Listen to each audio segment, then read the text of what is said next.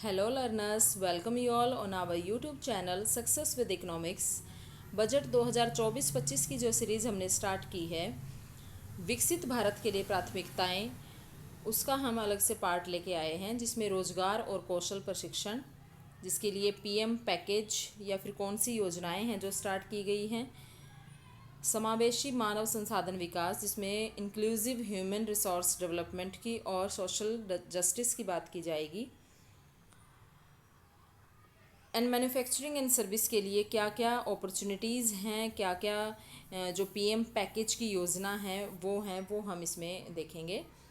तो पहले हम देखते हैं रोजगार और कौशल प्रशिक्षण, यानी कि एम्प्लॉयमेंट एंड जो ट्रेनिंग की बात की गई है, एम्प्लॉयमेंट एंड स्किल ट्रेनिंग। तो पीएम पैकेज रोजगार संबंधी प्रोत्साहन के लिए 3 योजनाएं, सभी औपचारिक क्षेत्रों में पहली बार रोजगार प्राप्त करने वालों को 3 किस्तों में 15,000 रुपये तक एक महीने का वेतन, इसमें 210 लाख युवाओं को लाभ होने की आशा है।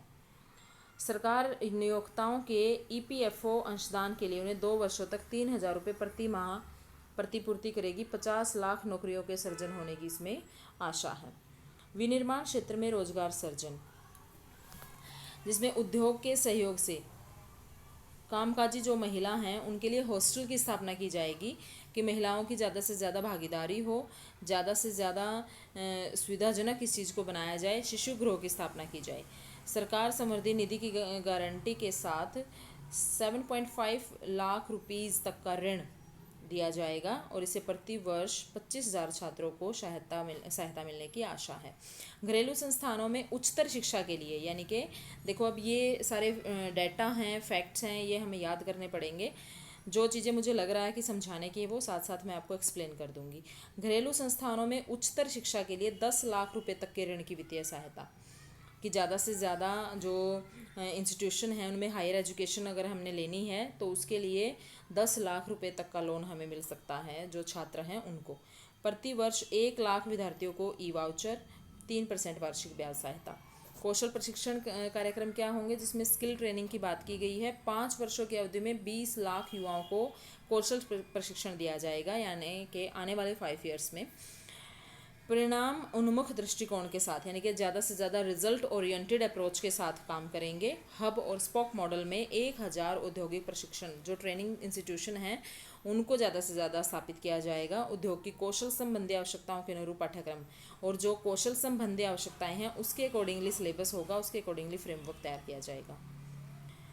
फिर है समावेशी मानव संसाधन विकास और सामाजिक न्याय, inclusive human resource development and social justice. Purvodaya विकास भी विरासत भी, विकसित भारत के लक्ष्यों को प्राप्त करने के लिए आर्थिक अवसरों का सृजन करना है, ज़्यादा से ज़्यादा इकोनॉमिक अपॉर्चुनिटीज़ होनी चाहिए। तो उसके लिए पूर्वी क्षेत्र के प्राकृतिक निधि संपन्न राज्यों के लिए योजना, जिसमें बिहार, झारखंड, पश्चिम बंगाल और आंध्र प्रदेश शामिल हैं।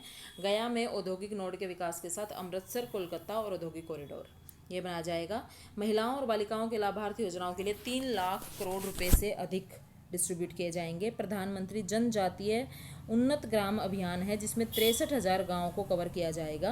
आदिवासी समुदायों की सामाजिक आर्थिक स्थिति में भी सुधार किया जाएगा। 5 करोड़ जनजातीय लोगों को इसमें लाभ होगा। ये फैक्ट आपको याद करने हैं। इंडिया पोस्ट पेमेंट बैंक की 100 से अधिक शाखाएं खोली जाएंगी पूर्वोत्तर क्षेत्र में। आंध्र प्रदेश के लिए जो पुनर्गठन अधिनियम 15,000 करोड़ रुपए की वित्तीय सहायता की व्यवस्था की गई है। देश की खाद्य सुरक्षा सुनिश्चित करने के लिए पोलावरम सिंचाई योजना को पूरा किया जाएगा। विशाखापट्टनम चेन्नई औद्योगिक कॉरिडोर पर कोपार्थी नोड में, हैदराबाद बंगलोर औद्योगिक कॉरिडोर में, ओरवा वाकल नोड में पानी, बिजली, रेल और सड़कों जैसी आवश्यक अवसंरचना ये जगह है, ये आपको याद करनी है। विकसित भारत के लिए प्राथमिकताएं हैं और जिसमें विनिर्माण और सेवाएं, यानी कि मैन्युफैक्चरिंग एंड सर्विस की बात हम करेंगे, जिसमें एमएसएमई के लिए ऋण गारंटी योजना होगी। एमएसएमई को ऋण के लिए नया निर्धारण मॉडल होगा। ट्रेड्स में ज़्यादा से ज़्यादा अनबोर्डिंग के लिए बढ़ावा दायरा होगा। मुद्रा ऋण तरुण श्रेणी में ऋण सीमा को वर्तमान 10 लाख रुपए से बढ़ाकर 20 लाख रुपए किया गया। अब आप समझ रहे होंगे कि ये जो तरुण श्रेणी है ये क्या है। इसमें है ना आपको एक मुद्रा बैंक है, मुद्रा बैंक की स्कीम है ये, जिसमें अलग अलग स्टेजेस बनाई गई हैं। मुद्रा बैंक तो इससे अगला पार्ट जो होगा वो मैं मुद्रा बैंक के बारे में ही आपको कराऊंगी और एमएसएमई।